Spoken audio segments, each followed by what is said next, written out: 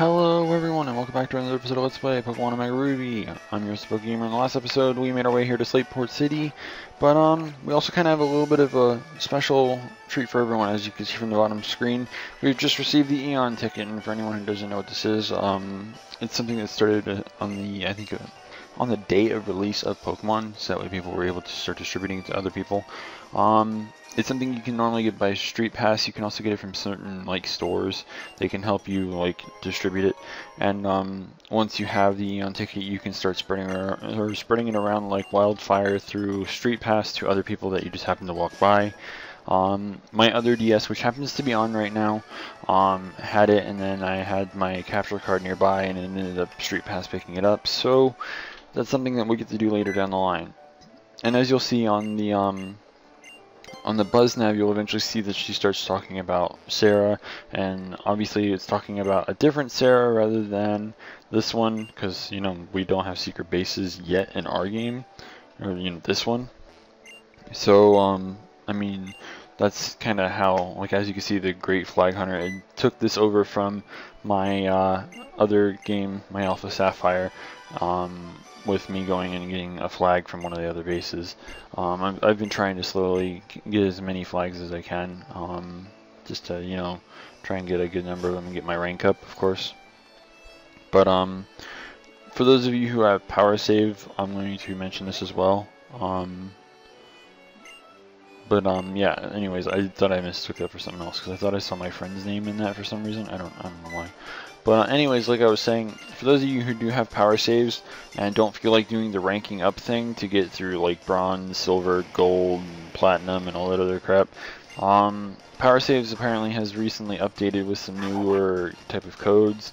One of them is if you can't really do the Street Pass thing, like you don't have a friend that has it or don't know a place that's actually helping distribute it, power saves does have the access to the Eon ticket now. It's basically like a mystery gift type of wonder card type of thing. You go to your Pokemon Center after you put the code on, and send your save back into your game or whatever, and then you go into your game, you go to your Pokemon Center, and you just pick it up there. And if you happen to have multiple copies of the game, you can also transfer it to all those other games as well. So it's pretty cool that you can do that. So I mean, that wasn't a thing for me, but it might be for someone else. And then the other thing is, if you don't like to do the whole ranking up thing with the secret base, like I was saying, they have every decoration, so you can just go ahead and do that if you want. I think the only thing that's a huge pain in the ass to get is, there's I think a few things that are hard to get. There's I think some kind of glass ornament that you can get from the whole contest thing. I'm assuming you have to beat a master rank and something to get it. And then there's of course the elegant desk and chairs, which you need an unbelievable amount of soot from Route 113, I believe it is. So I mean, if you really just want to kind of get everything for free, power saves is the best way to do that. And I'm pretty sure not many people would really judge you for going out of your way to just get the things you want for your secret base, because I mean, everyone wants to have a cool secret base, but it's also kind of cool just getting as many flags as you can. I have to delete secret bases off of my AlphaSapphire because apparently there is a limit to how many you can actually have in game, and so I mean, I don't know, I'll probably keep some of the Blissey ones that I got and delete the others, because I want to add more and get more flags, and then once I have enough for the highest rank or whatever, then I'm just going to start adding my personal friends to it.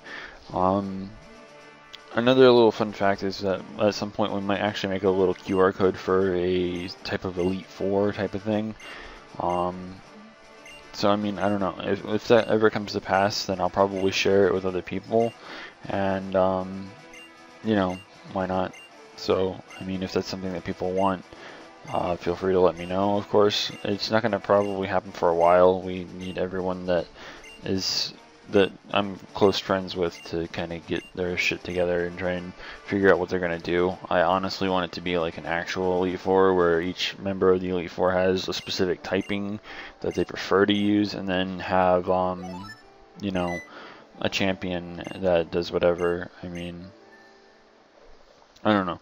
It'll be interesting. I'll definitely try and figure it out. I've already pretty much decided on what type I want to use if I decide to be either a member of the Elite Four or the champion myself. It'll probably end up being me as the champion, but I mean, whatever.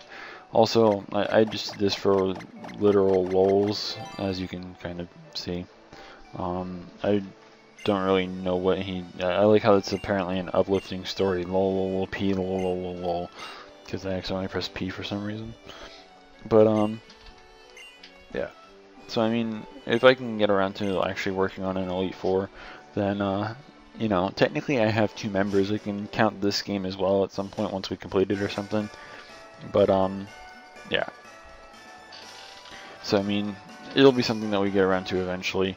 Same goes for the Eon ticket thing. We'll be doing that sometime later down the line as well. I don't know when we're going to do it exactly, but I mean, it'll be a thing eventually. So, nothing to really worry about there, I suppose. But there's going to be a couple double battles, I think, or at least one double battle coming up. So we're going to move Marshtomp up into one of the first 2 slots. That way we have it for, you know, whatever. Also, whenever you try to leave Slateport after you've done the like magma stuff, you'll get a bit of a cutscene here, and basically this is where a new character enters the fray, so to speak. That character being Lisia and her Altaria. I think her Altaria is Ali, I guess. So yeah, she's kind of like that new dazzling quote-unquote character. She's kind of awkward, if you ask me. She looks like she tries way too hard, and it looks like they kind of forced her a little bit to be like this.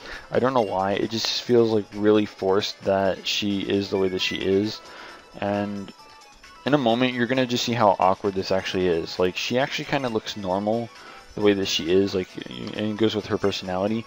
But like, whenever you get a close-up, like towards the end of the little cutscene, your character looks like she's just derping the hell out. It just feels really weird to me. I don't know. You let me know how you think this feels, because it's kind of weird to me. Just keep an eye on May's face as like this whole thing starts to end, because it's kind of weird. I don't know about anyone else, but like, see how she's just standing there like, why am I here? Like, I don't understand.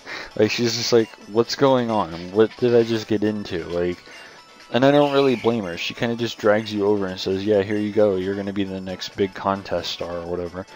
So, I don't know.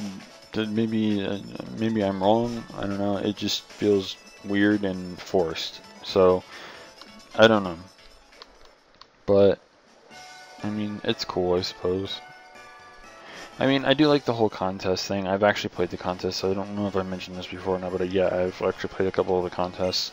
I haven't really done much with it, of course, but I plan on doing more with it later down the line. By the way, I believe that was a Minin that we just heard. I want to say Minin, but I don't really know exactly. Either way, like, still. Also, I don't know if you've met any of the Pokemon fans yet. So this might be actually one of the first Pokemon fans that we've actually run into. I don't really remember though. I could be wrong.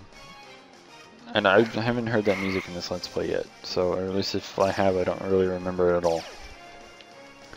But, yeah, there used to be a double battle here, basically, if I remember correctly anyways. There used to be her and then, like, this other trainer right across from her, and you could either battle them separately by talking to one or the other, because, I think one of them was, like, a spinner, as they call it, at least whenever it comes to, like, speedruns. They call them spinners.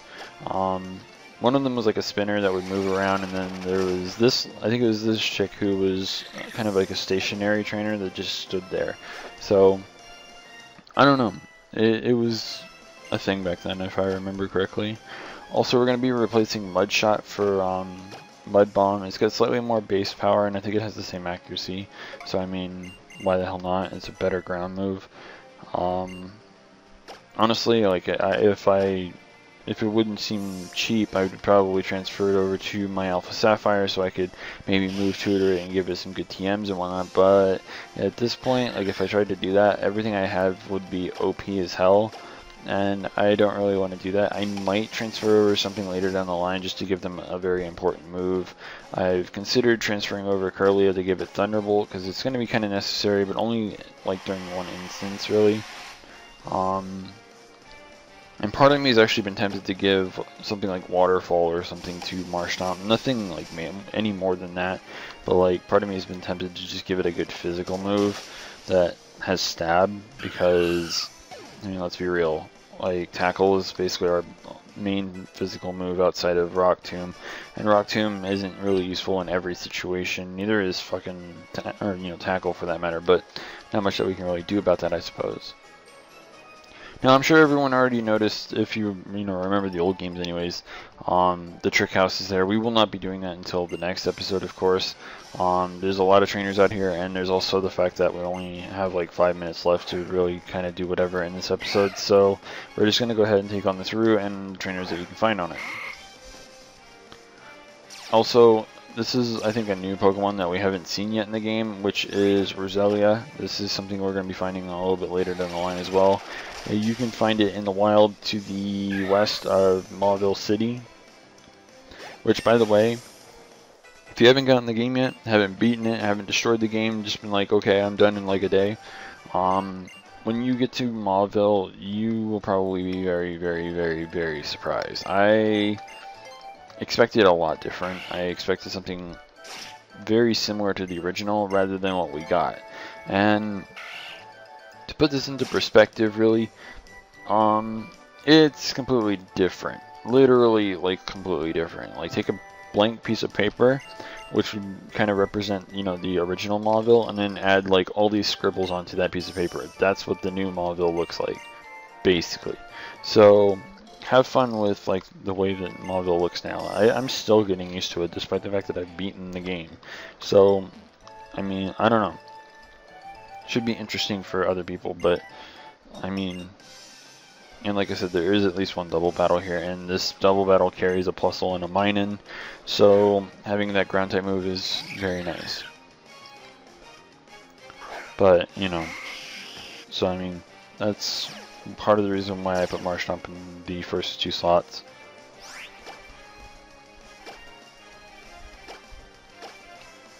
By the way, it's been a long time since I've actually yawned in my Let's Play. I don't think I have until just now.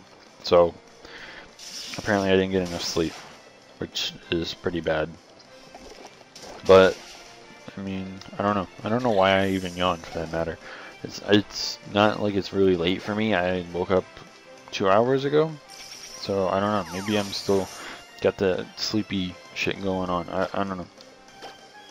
Next episode should be pretty interesting, by the way, because like we're gonna face our rival again, and when you ask a speedrunner about anything Generation 3 related when it comes to speedrunning, the route before Mauville City happens to be the toughest rival fight in the game, apparently.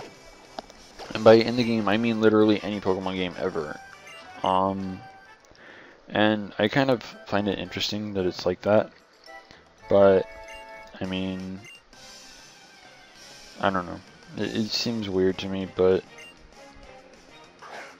not much that you can really do about that, I suppose. I mean, if it is the hardest fight, then I don't really doubt it. I think a lot of people tend to use Mudkip for this, and as a result, like, when you get to the point where you're at the route before Mauville, your rival is going to have at least a Grovyle, and that fight apparently requires a lot of setup, and if you don't have the setup for it, you're not going to beat the rival anyways, so like, it's kind of a tricky fight, I suppose, but I mean,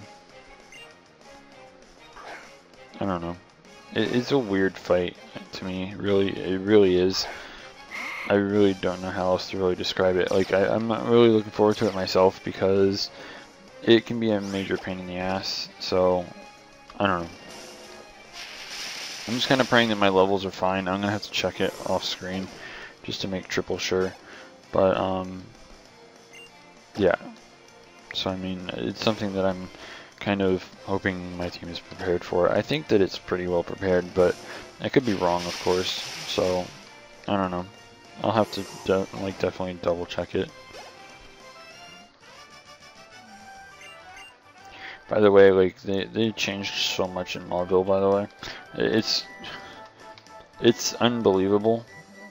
I didn't even realize that. Okay, I'm kind of just trying to look ahead, but we're kind of, you know, out of time anyways.